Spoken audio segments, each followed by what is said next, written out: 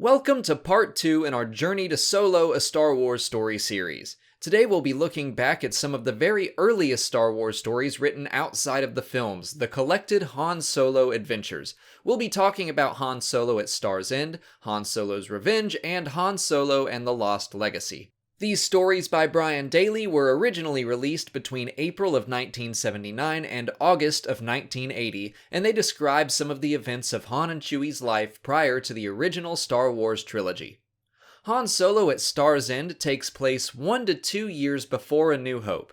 Han and Chewie are having trouble finding work in the corporate sector of space because they're flat out not licensed to work there. The corporate sector was ruled by a brutal corporatocracy that operated without interference from the Empire. Han and Chewie take the Falcon to an old friend named Doc for repairs, only to find that Doc has disappeared, leaving his daughter behind. They agree to track Doc down in exchange for the repairs they need, and are given 2 droids to help them.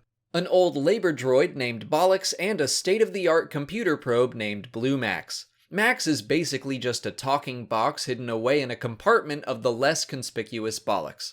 Together, they pick up the families of some other missing individuals on Oron 3, one of the corporate sector's agricultural worlds. During the pickup, Blue Max is able to slice into the data center and discover the missing people are being held at a secret detention facility known as Star's End. As they all escape, Chewbacca is captured, and Han figures the only way to save his friend is to travel straight to the prison. The assorted members of the group pose as entertainers for the head of Star's End, Vice President Herkin.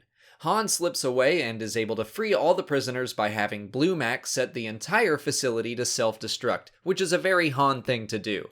Doc, Chewie, and every other freed prisoner piles into the Falcon and they escape, leaving Star's End, Herkin, and the other corporate sector officials to perish.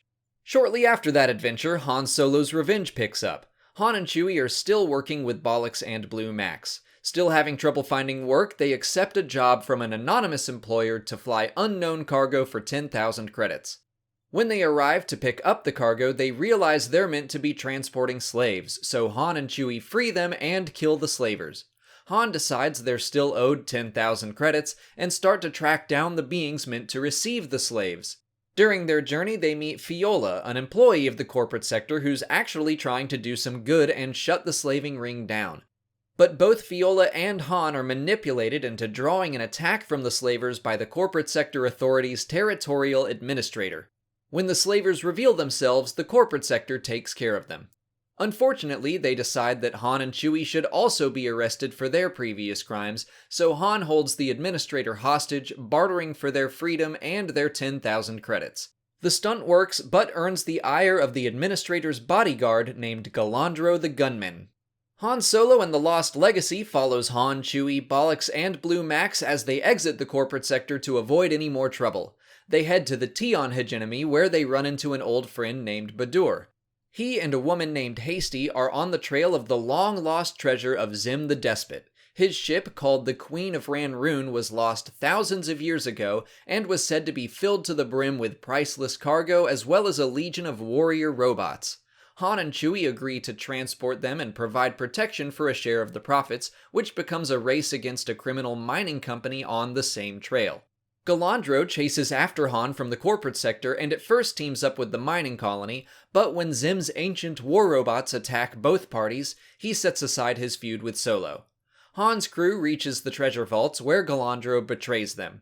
He was known as the fastest gun in the galaxy, but he wasn't faster than the automated defense turrets installed in the vaults, which activated and shot him.